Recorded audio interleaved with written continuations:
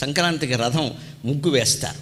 భోగినాడు రథం ముగ్గు వేసేటప్పుడు రథం ఒక భాగం ఇంటి వైపుకి గుమ్మం వైపుకుంటుంది. సంక్రాంతి నాడు రథం ముగ్గు వేస్తారు, ఆ ముఖ భాగం అటువైపుకుంటుంది. అంత ఆలోచన ఉంది అందులో. మొదటి రోజు వేసేటప్పుడు రథంలో సారథి కూర్చునే భాగం ఉందే అది ఇంటి వైపుకుంటుంది. అంటే సంక్రాంతి లక్ష్మి ఇంట్లోకి వస్తుంది. సంక్రాంతి నాడు కనుమ నాడు వేసేటువంటి రథం ముగ్గులో ఆ సారథి కూర్చున్న భాగం అటువైపుకుంటుంది. సంక్రాంతి లక్ష్మిని గౌరవంగా సాగనంపుతున్నాం, శాశ్వతంగా మన ఇంట్లోనే ఉండమని అనకూడదు, అది మళ్ళీ స్వార్థమే.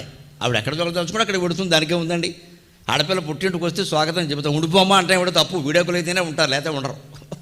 ఒకవేళ ఆవిడ ఏదైనా నాకు వెళ్ళాలని లేదంటే తప్పమ్మా, వెళ్ళిన అమ్మాయి అలా ఉండకూడదు నచ్చే పంపిస్తాం. సంక్రాంతి లక్ష్మేనా అంతే. అంచేది వచ్చేటప్పుడు ఆనందంగానే స్వాగతం చెప్పు, వెళ్ళేటప్పుడు ఆనందంగానే పంపించు. ఆడపిల్లని పంపించినట్టే, వెళ్ళరా అమ్మ, మళ్ళీ ఏడాది నేను పిలుస్తామమ్మా అంటే ఇంకోళ్ళ ఇంటికి వెళ్ళమనే కదా, రథమేం ఆగదు కదా.